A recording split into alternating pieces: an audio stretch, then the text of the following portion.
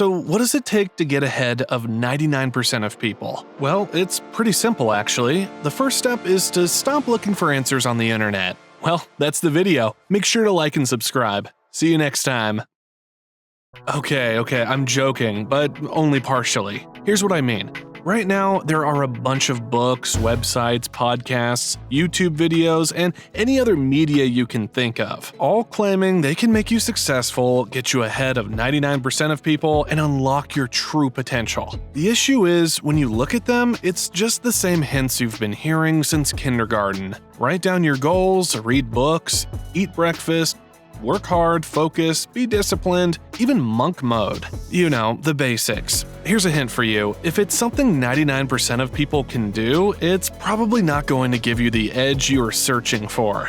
Oprah didn't gain her success because she woke up every morning by 7 a.m. and ate 3 avocados before noon.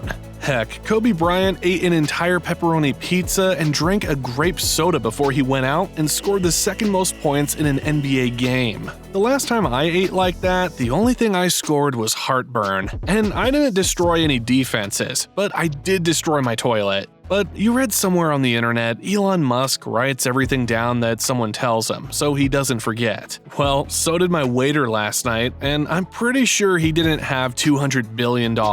Judging from his haircut, I doubt he had 20. My point is simple. If it was as easy as changing a diet or a habit, then everyone would do it. And if everyone is doing it, it defeats the entire point of getting ahead of 99% of people. Trust me, if the actual secret to Steve Jobs' success was his wardrobe, the stock price for black turtlenecks would be through the roof. So what's the secret to getting ahead of 99% of people? It's both really easy and hard at the same time. Luckily, it's only 3 steps. First of all, you have to have an antagonistic idea that challenges conventional wisdom, which is harder than you think. I know everyone likes to think of themselves as free thinkers, but the vast majority of us go through life never challenging the status quo.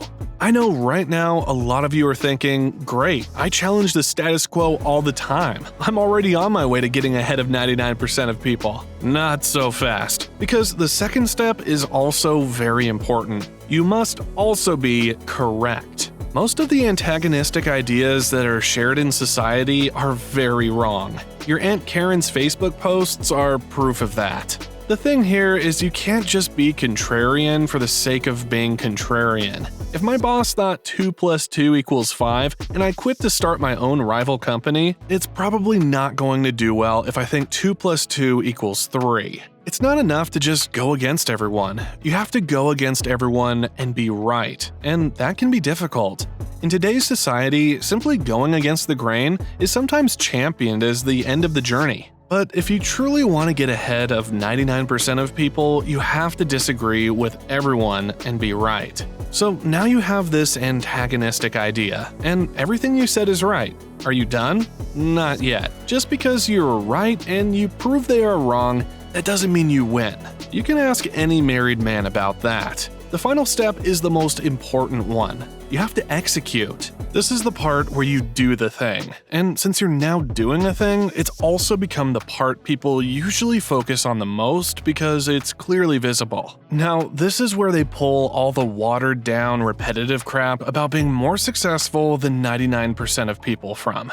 You read in a book that Einstein played the violin, so you go out and learn the violin, thinking it'll make you a genius. You read that Warren Buffett eats at McDonald's every morning, so it becomes your breakfast of choice.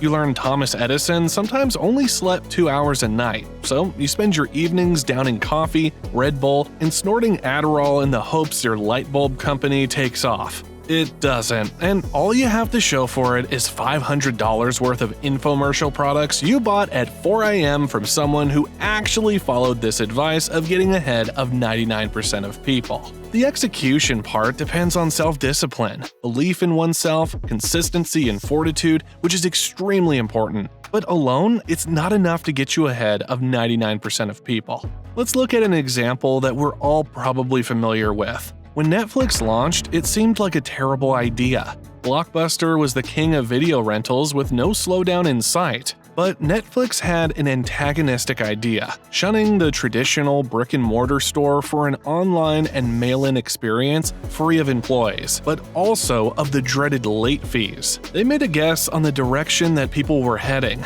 and they were right. As technology evolved, Netflix capitalized on the rise of high-speed internet by pivoting to streaming services. This move allowed subscribers to instantly watch a vast library of content from the comfort of their homes, further differentiating Netflix from Blockbuster. Meanwhile, Blockbuster was slow to adapt to the digital age, clinging to its physical store model and underestimating the potential of streaming. This allowed Netflix to not only compete with Blockbuster, but ultimately surpass them, and in the end, put them out of business, leaving only the Blockbuster card, a relic to tell exactly who was born before the year 2000. I hear in some parts you can use it to verify you're over 21. Now, if you've read somewhere on the internet about the Netflix founders, which do you think made them more successful than the 99% of people? The fact that they bet on an unproven and risky idea that happened to be correct and executed on it? Or the fact that the founders woke up at 7 a.m. and had a protein shake every morning? I think the answer is clear. Gee, if only the Blockbuster team had gotten up at 6:45 a.m. and had 2 protein shakes, they might still be around.